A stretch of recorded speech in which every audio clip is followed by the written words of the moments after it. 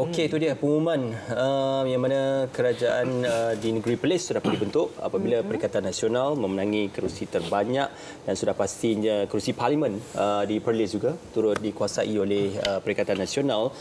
Saya ada juga membaca di Twitter ni ada yang kembali menyalahkan undi 18. Inilah puncanya berlaku situasi apa yang kita pertonton kepada ini sehingga 4:30 pagi tersidai di sini. Sekejap, apabila menyalahkan bererti tidak bersetuju dengan keputusan ini?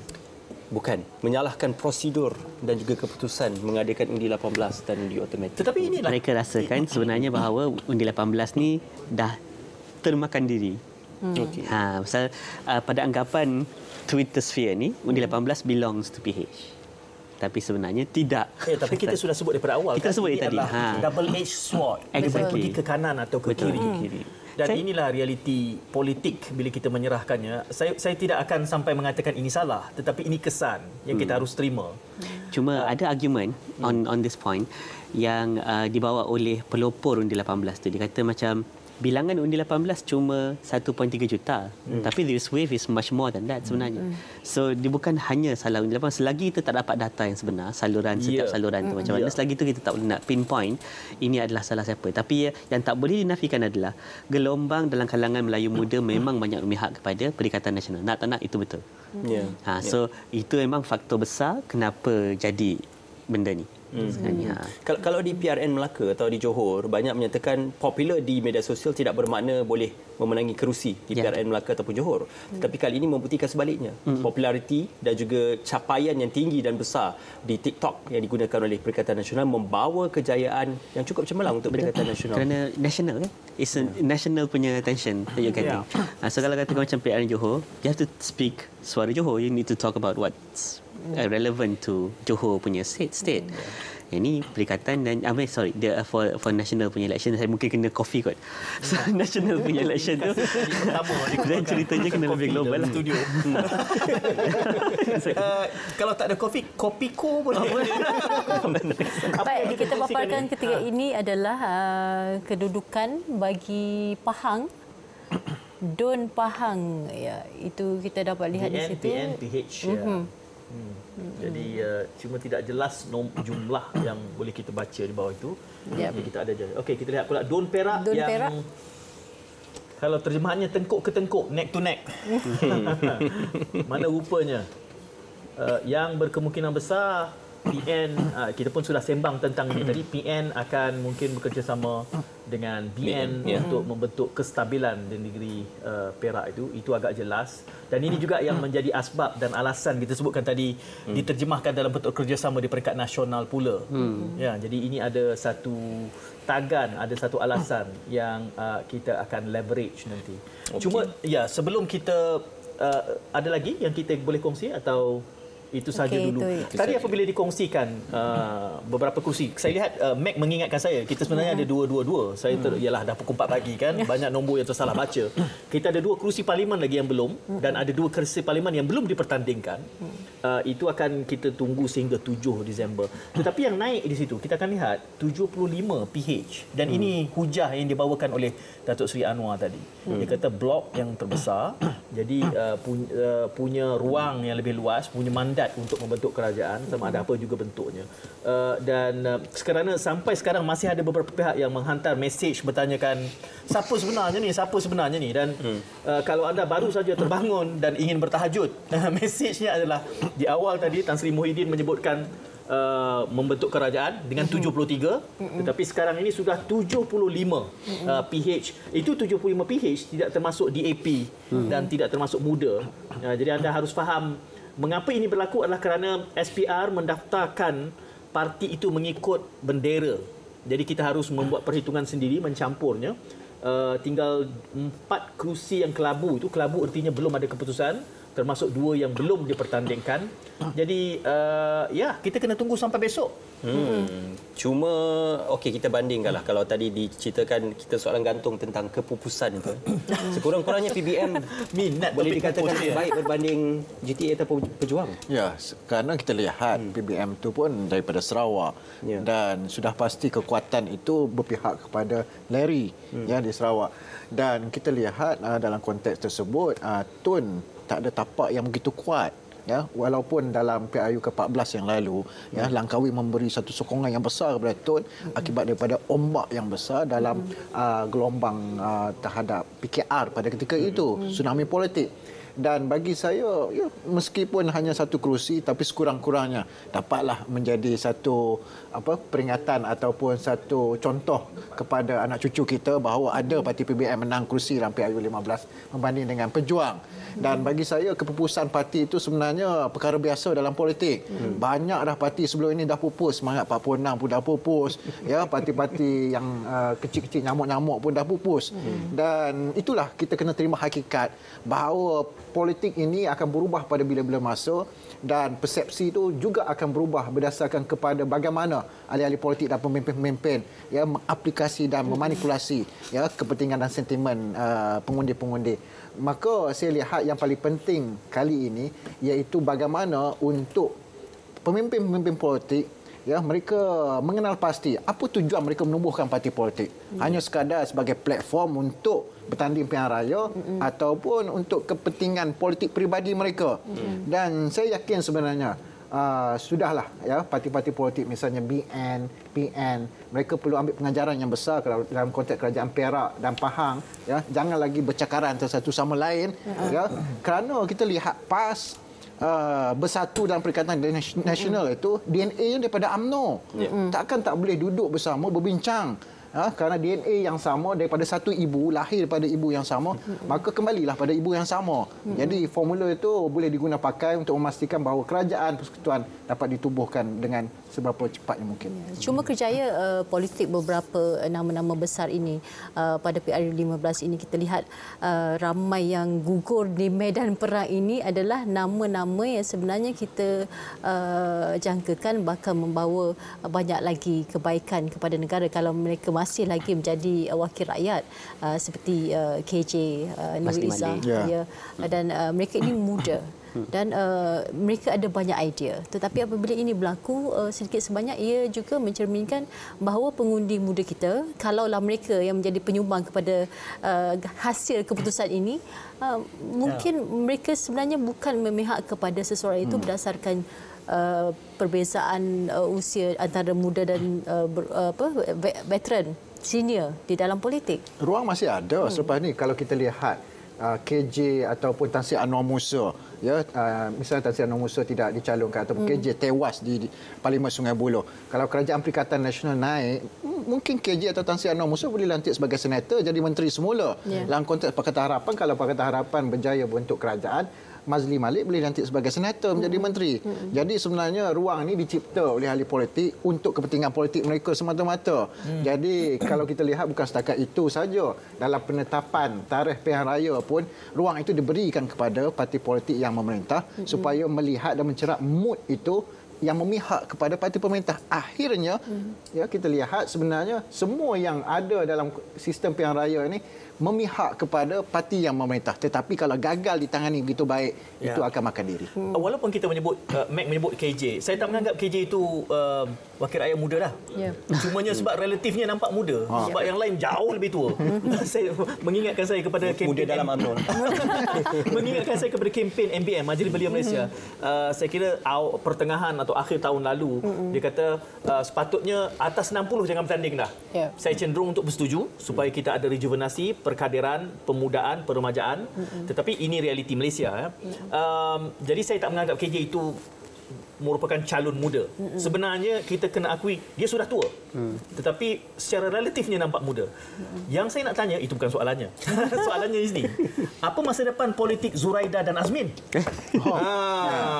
Kalau masih disayangi oleh misalnya Perikatan Nasional, lantik sebagai senator, tak ada masalah. Misalnya kita lihat Datuk Razi Jidin balik daripada Australia, bertanding di Ketereh, tewas, lantik sebagai senator, akhirnya jadi menteri. Kemudian menang pula di Putrajaya, menewaskan Kunan untuk kali pertama dalam sejarah semenjak penubuhan Putrajaya. Ini menggambarkan bahawa tidak tamat karier politik seseorang itu selagi mana dia bernyawa. Okey, mungkin masih terlalu awal untuk bercerita tentang pembagian jawatan, senator, bertaraf tugas-tugas khas ataupun duta-duta khas dan sebagainya. Itu kemudian cerita.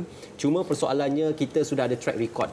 Perikatan Nasional memerintah sewaktu zaman pandemik melanda negara dan juga Pakatan Harapan selama lebih kurang 22 bulan.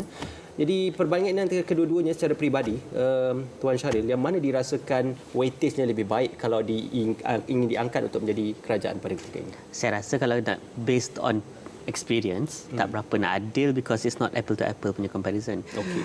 PH mentadbir pada zaman pandemik. Jadi PH pula PN mentadbir pada zaman pandemik. Ya. Jadi memang kita punya societal the whole societal norm tu dah berubah. Okay. Dan banyak bagi bantuan dan sebagainya. That's basically the only thing that the government can do pada waktu tu. Jadi nak bezakan apa yang dilaksanakan sewaktu zaman PN dan PH, dia tak setara sikit, susah sikit. Kalau kita nak lihat mungkin pada zaman selepas daripada PN, waktu Ismail Sabri mengambil alih tampuk kepimpinan, kita dah mula berada di landasan ekonomi yang almost normal balik. So itu kita mungkin boleh buat comparison, cuma masalahnya pula timing dia tak setara pula. So banyak mana sangat yang dia boleh buat compared to apa yang PH boleh buat. The thing dengan PH adalah the experience yang teruk adalah janji yang diberikan tu, expectation terhadap janji tu lebih tinggi. Pasal timeline yang diberikan ataupun yang dijanjikan tu macam tak diletakkan. Dia tak bagi tahu kata benda ni dalam masa 5 tahun 10 tahun baru dapat. Dia punya expectation dalam kalangan pengundi adalah kalau dilantik esok dapat. So that's why kehilangan trust tu. That's why 22 bulan tu nampak teruk sangat. Because janji tak disetarakan dengan dia punya expectation. Jadi waktu zaman penjabat PH banyak yang negatif towards the end. Bila berlakunya pertukaran kerajaan walaupun dia melalui langkah Sheraton, sebenarnya ramai je yang suka. Because kita beralih, ada fresh new face, ada fresh new pentadbiran, tak didominasikan oleh parti yang diorang tolak sebelum ni walaupun sebahagian daripada kerajaan.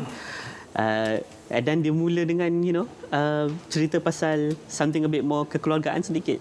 Abahnya lah semua tu, kemudian dia punya kepimpinan yang nampak lebih sering bercakap dekat TV dalam keadaan yang nak cuba pacify kita punya ketidaktentuan emosi dan sebagainya. Itu lain, dia dah terus jadi kita being fed all of this nak calm down kita punya anxiousness dalam masa pandemik. Dia berbeza. Dia bukan cerita pasal pentadbiran macam mana kita nak mencapai ekonomi yang world class ke apa, tak. So that's why dia tak boleh nak compare apple to apple. Dan mungkin pasal itu ada generation yang lost ni, yang tak belajar dekat universiti, yang belajar online. So dia punya pembawaan diri tu berbeza daripada orang yang pernah belajar dekat universiti 3 tahun dekat dalam rumah. So basically apa yang dia nampak dekat kaca TV dan digital. Dan that has kind of created a different kind of nuance lah dalam kalangan kita punya belia-belia. So itu yang menyebabkan ada mungkin persepsi yang berubah-ubah sikit. Kita mungkin nampak ada dimensi yang kita tak pernah nampak sebelum ni dalam kalangan kita punya masyarakat, dan benda ni akan grow. Cuma adakah relevan kalau kita kaitkan keputusan PRU 15 ini dengan PRU 14 lalu, di mana ketika itu PH juga mendominasi sehingga telah berjaya membentuk kerajaan dengan 22 bulan memerintah. Tetapi apabila berlaku langkah Sheraton, mungkin rakyat melihat ini kali ini sebagai ruang untuk mereka kembali menggunakan mandat itu memilih PH kerana memang mereka mahukan PH mentadbir negara. Bagaimana? Well, the numbers doesn't suggest outright PH lah. Because nampak memang tak dapat nak bentuk that solid majority. Maknanya walaupun memang kita nampak bising dekat social media mengatakan PH sepatutnya mentadbir semua, nampak macam seolah-olah the whole momentum bersama dengan PH, bila realitinya tak. Dan disebabkan oleh beberapa dimensi yang saya sebutkan tadi tu. Maknanya adalah benda yang terlepas sikit daripada naratif besar politik sepanjang masa kempen, dan even sebelum kempen tu sebenarnya that has built up dalam kalangan kita punya electorate, especially yang muda lah. Keputusan parlimen saya kira berapa sudah? 219. Kita masih lagi menantikan satu lagi keputusan kerusi parlimen untuk kita mungkin mutamatkan setakat hari ini. Berapakah yang akan kita dapat mutamatkan? Saya suka keyakinan Mac tu, mutamatkan. Ya, akan mutamatkan sekurang-kurangnya untuk mengira ke semua kerusi parlimen yang bertanding pada hari ini, iaitu 220, tidak termasuk Baram dan juga Padang Serai. Tetapi nampaknya agak degil juga ya di kawasan kerana keputusannya begitu lama untuk kita nantikan, dan kita juga masih lagi menantikan isyarat daripada SPR untuk pengumuman secara rasminya secara keseluruhan bagi keputusan pilihan pilihan raya kali ini. Cuma itulah, masih lagi tidak ada kepastian siapa yang akan mentadbir negara. Kota Marudu dan Limbang. Ya. Dan Limbang akan disambung pengiraannya besok. Disebabkan oleh banjir. Itu maklumat yang kita terima pada peringkat ini. Tapi saya tengok SPR pun bila kita refresh dah tak refresh dah. Sebab dia beritahu, dia kata refresh apa pukul 4 pagi. Sudah tiada lagi perubahan.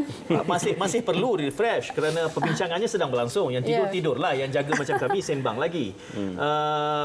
Pada peringkat ini kita lihat PH 81, PN 73, BN 30, GPS 22, GRS 6 dan lain-lain 6. Jadi ini yang sedang diperdebatkan sedari tadi, bila mana di dalam press conference ataupun sidang media awal, PN mengatakan mereka sudah memiliki 70, baru saja naik.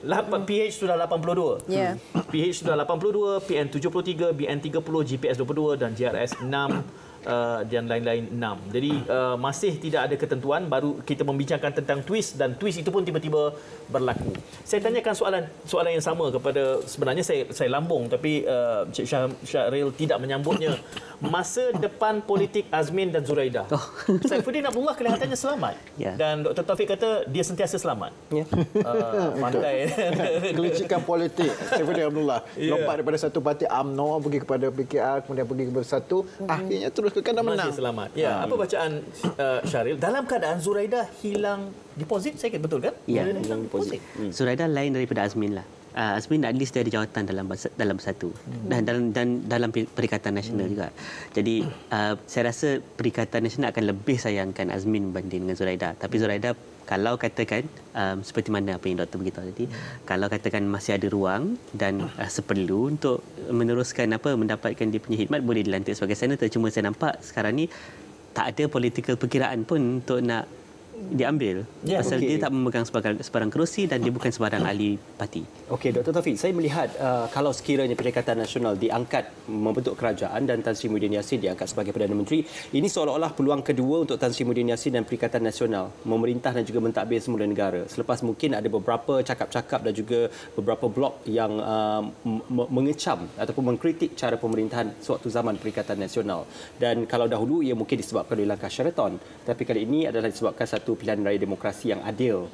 Jadi apa mungkin kita bergerak ke hadapan, penambahbaikan yang perlu dan harus segera dilaksanakan oleh Perikatan Nasional supaya isu tentang kerelevanan mereka sebagai kerajaan tidak akan dipersoalkan kelak. Ya, yang penting kena perbaiki Akta Anti Lompat Parti selepas ini. Dan itu mestilah dilakukan secara bersama dengan Pakatan Pembangkang yang akan membentuk blok yang satu lagi. Kerana kita lihat ada loopholes ataupun lakuna dalam konteks Akta Anti Lompat Parti tersebut. Dan yang kedua, saya berpandangan mestilah wujud satu kerjasama yang baik blok pembangkang dan blok kerajaan untuk apa-apa dasar dan polisi bagi memastikan bahawa kelicinan dasar dan tindakan pelaksanaan yang mestilah berteraskan apa yang diinginkan oleh rakyat. Dan yang paling utama iaitu jangan ada lagi percakaran politik yang berterusan dan jadikan keputusan PRU 15 hari ini sebagai satu titik noktah kepada pergaduhan, kepada apa saja percakaran supaya tidak ada lagi selepas ini perubahan dalam konteks blok politik berubah daripada blok A ke blok B yang akhirnya menyebabkan kerajaan runtuh sekali lagi. Kerana itu saya melihat formula kerajaan campuran adalah formula yang terbaik kalau kita ingin melihat kestabilan jangka panjang. Dan itu juga menjadi alasan untuk mengurangkan saiz kabinet. Ya. Betul kerajaan campuran, tetapi pihak yang kalah ataupun yang tak puas hati dengan pembentukan kerajaan campuran, saya yakin Datuk Seri Zahid Hamidi sudah semestinya tidak puas hati kerana kekalahan yang berlaku dalam Barisan Nasional, kemudiannya tidak mampu untuk memberi satu kemenangan yang besar kepada BN kembali seperti mana dalam PRN Melaka dan PRN Johor. Dan dalam konteks tersebut, mana-mana yang kalah perlu berjiwa besarlah menerima keputusan apa yang disampaikan oleh rakyat hari ini. Jangan tikam belakang. Kita lihat dalam langkah Sheraton, ya, berapa ramai yang terlibat yang dikatakan sebagai pengkhianat akhirnya terkubur dalam PRU 15 hari ini. Termasuklah yang dikatakan Datuk Seri Azmin Ali di Parlimen Gombak. Jadi ini adalah satu pengajaran yang cukup besar kepada mana-mana parti politik ataupun pemimpin politik. Jangan jadikan mandat rakyat itu sebagai pertaruhan, ya, untuk mendapatkan kuasa secara tidak mengikut proses yang betul. Walaupun dalam perlembagaan tidak menghalang sebenarnya untuk pembentukan kerajaan selepas pilihan raya, tetapi kita perlu hormat berdasarkan pada etika adab kepada mandat rakyat dalam PRU. Okey, mandat rakyat satu. Keluarkan ego dua. Ya. Kita selalu saja membelah PN, PH. Mengapa tidak ego dan mandat rakyat ini diangkat agar PH, PN bentuk kerajaan? Oh, kalau begitu silakan, tak ada masalah. Jadi kalau kita kempenkan bersedia itu malam ini. PH, PN harus ya. bergabung untuk membentuk satu kerajaan campuran. Jadi BN semua tinggal optionnya GPS dan JRS sajalah. Semua pernah ada pengalaman kerjasama dengan DAP. Jadi bagi saya tak ada masalah kalau nak bentuk sebuah kerajaan, ya, letakkan Tan Sri Muhyiddin Yassin sebagai Perdana Menteri, kemudian Datuk Seri Anwar sebagai Timbalan Perdana Menteri. Takkan kita letak dua Perdana Menteri di situ pula, tak pernah berlaku dalam sejarah politik negara. Jadi bagi saya kalau betul-betul kita boleh usulkan, kita gemburkan bahawa kerajaan campuran antara PH dan PN ini dapat dibentuk, dan kalau kita hanya ada beberapa ahli parlimen saja sebagai pembangkang, apa salahnya kita kemukakan ini untuk kebaikan negara dan kebaikan rakyat. Kalau kita mahukan satu politik baru, wajah politik baru, kita mulakan daripada sekarang. Jangan tunggu lagi 10 tahun akan datang. Okey. Jadi disebut tentang rakyat, ya. Apabila rakyat mengundi pada hari ini, mereka memilih berdasarkan parti. Kalau mereka suka PH dan itulah keputusannya. Tetapi adakah rakyat setuju ataupun rela jika gabungan-gabungan ini yang mungkin sebenarnya bukan pilihan mereka tetapi bergabung sebagai sebuah kerajaan campuran semata-mata untuk membentuk kerajaan? Bagaimana? Letakkan satu tema, tiada percakaran perbalahan politik antara pemimpin politik dan ahli-ahli parlimen, dan sudah pasti rakyat suka kerana rakyat tidak mahu lihat lagi kemeluk politik berulang, percakaran politik yang akhirnya menyesakkan kepala rakyat. Inilah yang berlaku 4 tahun yang lepas. Kalau kita letakkan satu noktah di situ, penamat bahawa tidak ada lagi, ya, misalnya percakaran, kita mulakan kehidupan baru politik, saya yakin rakyat gembira. Dan kita lakukan referendum. Di Malaysia ini masalahnya, kita buat keputusan, kita tak gunakan referendum itu sebagai satu platform mendapat respon dan sokongan daripada rakyat. Nak kita terus buat saja. Dan pilihan raya baru-baru ni nak bubar saja. Padahal kita boleh gunakan seorang referendum, dapatkan pandangan, respon daripada rakyat. Barulah kita lihat sebagai sebuah kerajaan yang bertanggungjawab. Okey, satu perkara yang mungkin kita agak terlupa sedikit berkenaan tentang bajet 2023. Kerana ia dibentangkan oleh Kerajaan Barisan Nasional. Kali ini kita sedia maklum bajet perlu dibentangkan semula. Bukan daripada Barisan Nasional tetapi daripada suatu gabungan yang akan membentuk kerajaan baru nanti. Apa mungkin kalau bersandarkan kepada beberapa lakuna yang dikritik dalam bajet 2023, penambahbaikan ataupun fokus yang perlu diberikan supaya kita bersedia menghadapi kemelesetan pada 2023 nanti? Saya rasa PN ada announce kata kalau mereka membentuk kerajaan dia akan teruskan bajet 2023 dengan beberapa penambahan seperti yang disebutkan lah tu. Persoalannya PH. Kalau katakan Pakatan Harapan yang menubuhkan kerajaan, sama ada mereka akan meneruskan ataupun tidak. Tapi perlu diambil kira juga dalam CSA agreement, maknanya mereka juga meluluskan bajet tu in a sense. So sebahagian daripada ownership bajet yang telah diluluskan pada zaman Datuk Seri Ismail Sabri adalah juga some sense of ownership tu pada dua-dua belah political party. So saya rasa akan disambung, perkiraan saya lah. Tetapi akan mengambil kira mungkin cabaran-cabaran akan datang, especially kalau katakan kita lihat ketidaktentuan politik ini menyumbang kepada kejatuhan mata wang misalnya. So macam mana kita nak create a new kind of economic impetus dekat dalam kita punya economic punya naratif. Okey. Kita kongsikan ini sekali lagi keputusan di Gombak yang telah pun dimenangi oleh Datuk Seri Amiruddin untuk Parlimen Gombak dengan majoriti yang besar walaupun dianggap pada awalnya merupakan persaingan sengit khususnya di antara Menteri Besar Selangor dan juga Datuk Seri Azmin Ali. Jadi ada statistik majoritinya pemenangnya telah pun diletakkan di situ pemenangnya, keputusannya jauh untuk kita baca. boleh nampak tu. Okey, itu dia keputusannya menyebelahi Datuk Seri Amiruddin. dan ini sudah pun kita maklumkan tadi dalam Tapi kita tidak ada rekod menteri besar yang tewas di PRU. Ya, Presiden parti ada, Presiden menteri parti besar ada. tidak ada. Ya. Jadi profil menteri besar itu mungkin boleh menjadi pendorong untuk menjadi penggerak pada populariti untuk memenangi kursi parlimen. Dengan kekuatan di peringkat negeri itu, saya lihat jentera-jentera peringkat negeri itu digunakan untuk membantu calon menteri besar tu untuk bertanding di mana-mana kursi parlimen. Misalnya di Selangor itu Datuk Seri Amiruddin bertanding di Gombak. Saya yakin sebenarnya jentera negeri juga membantu.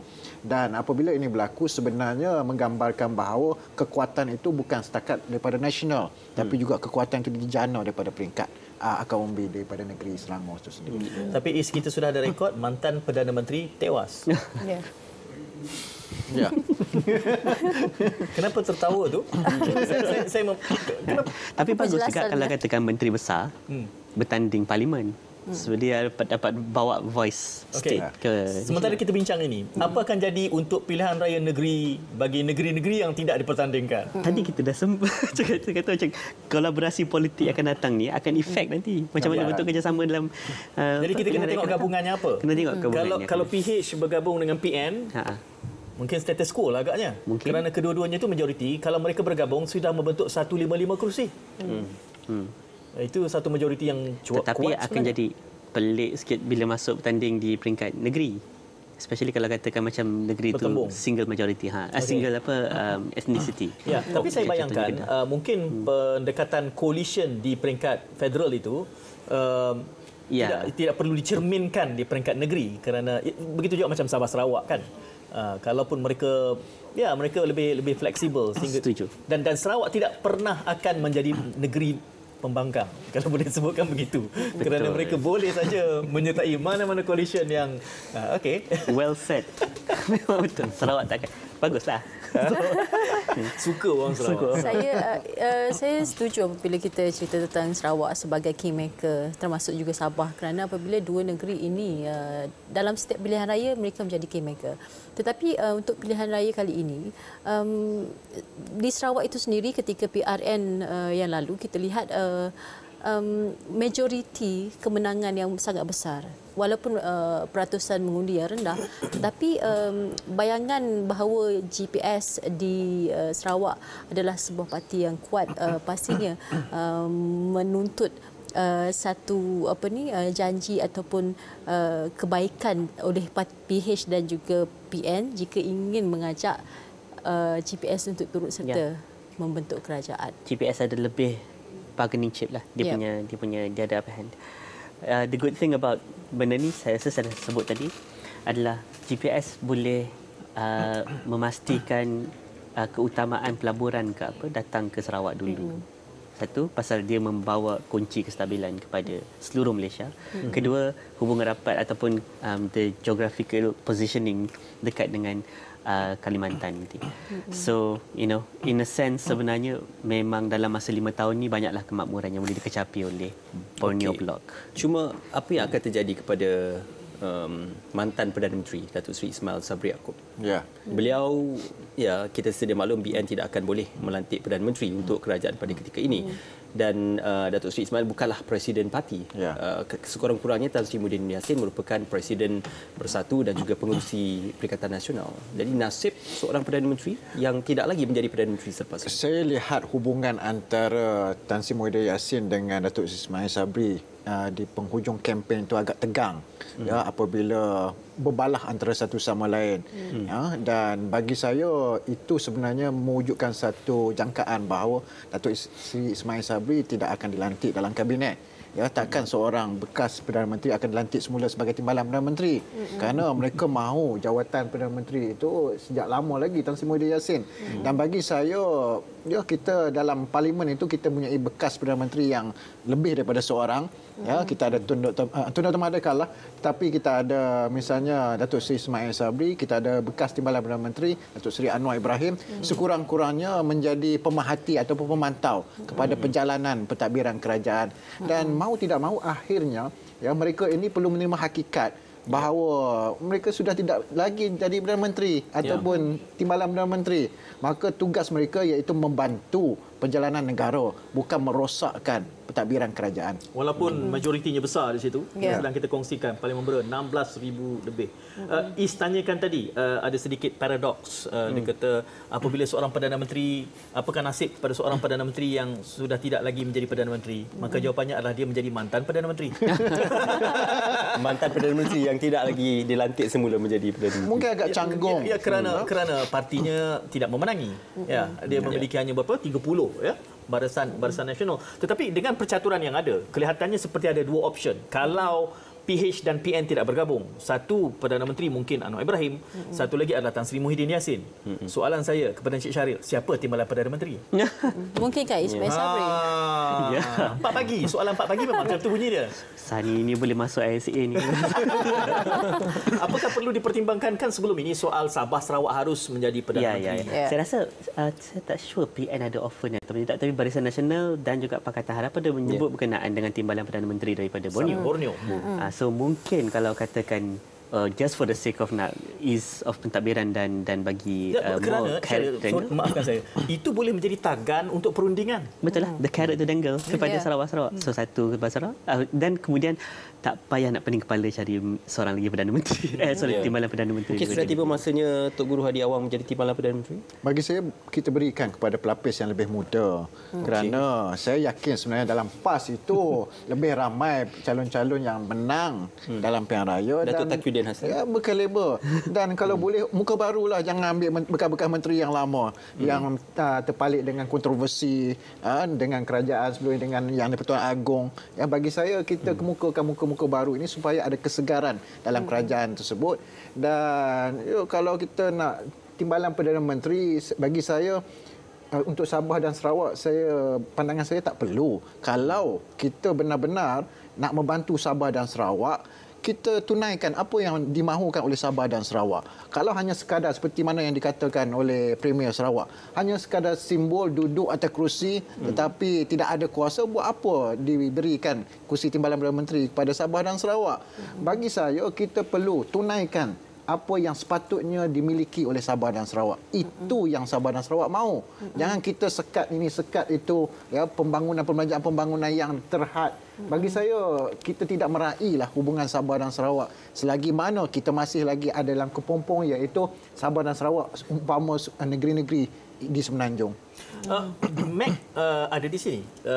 Saya beberapa kali saya cuba bukan membetulkan. Mungkin saya juga salah. I stand corrected. Tetapi ini masalahnya bila kita berbincang federalisme, mengambil kira Sabah dan Sarawak, ayat-ayat yang sama. Bahkan bila kita menemubual calon-calon, ayat keluar adalah the Bornean states has been cheated by the Malayan leaders. Ada berbahayanya di sini kerana di awal tadi saya ada menyebut dalam suasana berkempen, Sabah dan Sarawak couldn't be bothered tentang federalism. They only talk about their states. Sehingga kan ada calon yang sampaikan menawarkan referendum. Dan itu sangat popular untuk membolehkan mereka terus independen dan keluar.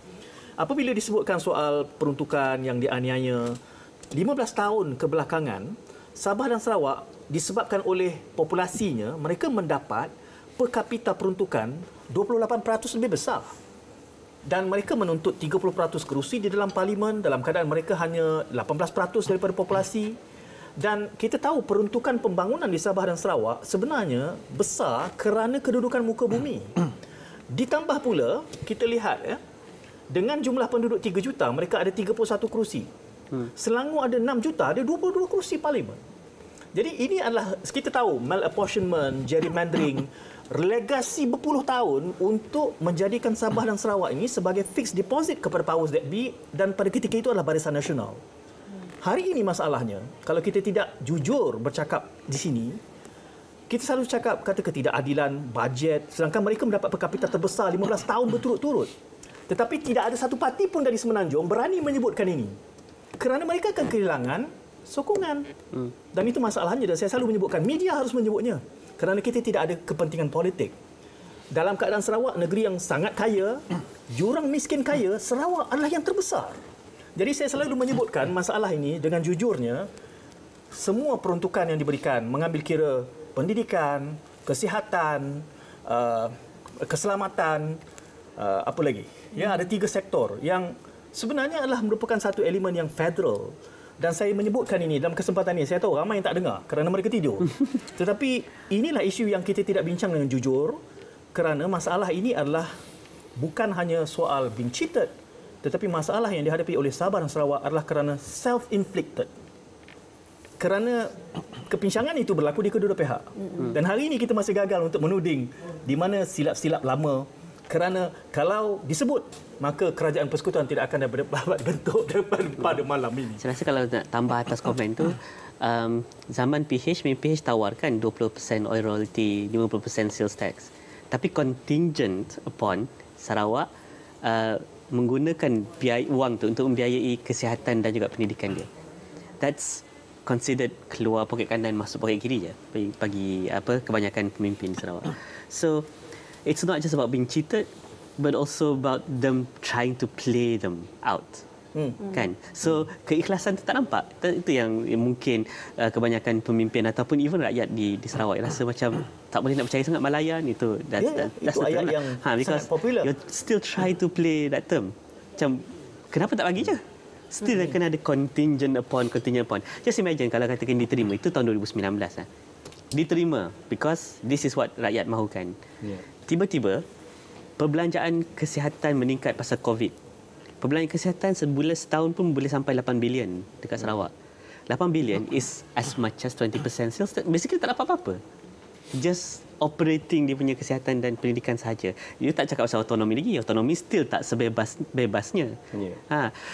Cuma boleh terima dan accept UEC. Tapi nak buat pedagogi sendiri, modul sendiri untuk belajar, semua tak ada. That's not part of the autonomy yang diberikan. So keikhlasan tu more important than cheated. So that's why now is the golden opportunity untuk Sarawak impose benda macam ni. Kita kata macam okay, now honor this. This is important to us. Okay, you still take care of whatever yang stated dalam common nama itu, common list ataupun federal list dan sebagainya. Ada banyak perkara tu kan. And also give us back our due 20% royalty dan juga 50% sales tax. Unconditional. That's the best way moving forward. Itu yang memang dia nak. Betul. Setakat duduk sebagai TPM tapi tak dapat buat apa-apa, baik tak payah. That's nothing. Cuma dia kompleks. Pasal kalau nak go by populism, kenapa semua tak buat? Even Pakatan Harapan pun tak nak buat. So it means that there must be something economically contingent on federal yang that needs to be sorted out before benda itu berlaku. Satu benda yang mungkin kita boleh guna untuk reform supaya kita boleh check kita punya pemimpin adalah recall elections. Nah, ini on top of apa yang cakap recall elections. So kalau katakan macam tadi ada disebut kalau katakan tak happy dengan this gabungan bertukar affiliation dan sebagainya kan. Then the rakyat through a referendum ke whatever mechanism can call for recall elections untuk pecat wakil rakyat ni. Bila pecat wakil rakyat tu dan secara automatik terubah without even going through anti-hopping law punya ni kan. So that's another level of political reform, nak foolproof anti-hopping law dan juga the other the political KPI ke whatever that we deem we expect from kita punya leaders moving forward. Based on the observation, berapa lama lagi tempoh untuk sekurang-kurangnya kita mengurangkan jurang antara taraf hidup ataupun jurang kemiskinan antara mungkin di Semenanjung dan juga di Sabah dan juga Sarawak? Di Semenanjung pun taraf kemiskinan masih lagi tak resolve kat beberapa tempat. Kini koefisien yang terendah which is jurang antara yang tua dengan yang kaya dengan yang miskin, yang paling terendah kat Melaka. But you know Melaka tempat tourism. Susah nak cari orang yang hardcore poor ni. Melaka adalah urban. Adalah negeri urban bandar. In a sense kan, negeri bandar. Tapi macam kalau kita travel ke Kelantan, Terengganu, masih lagi nampak ada jurang. itu belum sebut Sabah Sarawak lagi. So without resolving masalah dekat Semenanjung sahaja, we can't even talk about Sabah Sarawak. That's why I was a bit swayed bila tengok Barisan Nasional punya manifesto about that assisted income tu. Because we know kita punya poverty limit ataupun hardcore poverty is at RM2,208. Orang yang gaji dia RM400 isi rumah ni, kita top up supaya at least tak ada hardcore poor, eradicated entirely. That was a bit exciting because benda ni bukan hanya dekat Semenanjung but also dekat Sabah dan Sarawak. So everyone is on like equal level dah in a sense. Then lepas tu you can actually start to kind of like create that economic cycle lah. Cuma mungkin tawaran itu banyak dibayangi atau dikaburi dengan isu-isu skandal atau mungkin perkara tomahan-tomahan kepada UMNO dan juga pemimpinnya. Betul. So itulah sayangnya. Because harapan saya kalau katakan macam ada pembentukan kerajaan campuran, you see kalau ada numbers macam mana pun BN tu will hold the magic number untuk nak bagi apa-apa saja pakatan majoriti yang bagus. Harapnya kalau katakan berlakulah BN masuk dalam mana-mana jenis coalition political party, this agenda is put in dia punya overall agenda negara supaya kita dapat hapuskan this hardcore poverty kat Malaysia.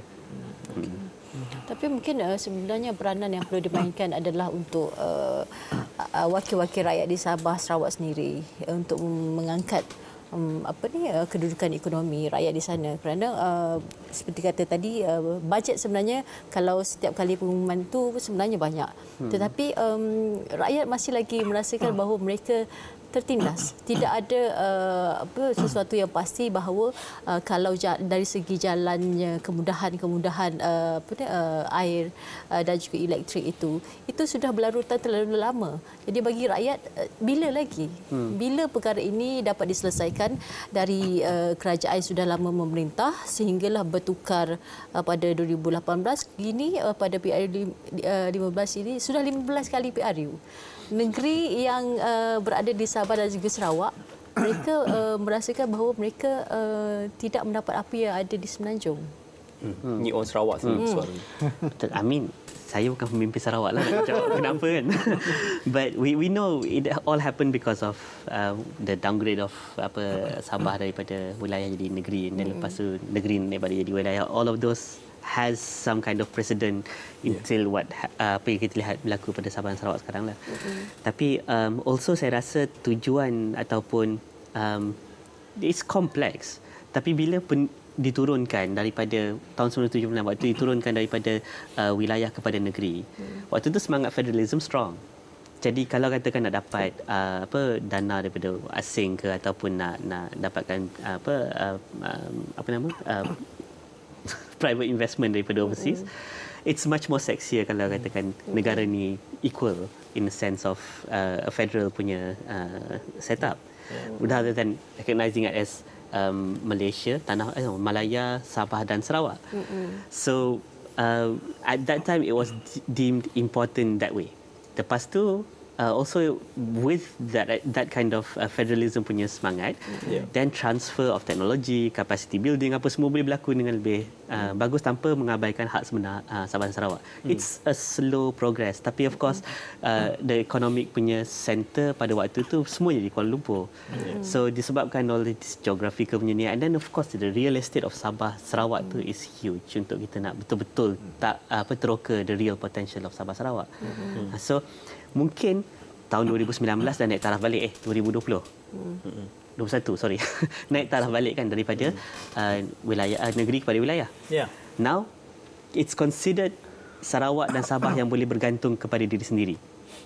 So they have that capacity, dah faham the economic punya potential. Cuma macam mana nak terjemahkan tu, it's a bit slow, but we have to understand there's a lot of challenge sebenarnya nak develop tempat yang super huge macam Sarawak ni.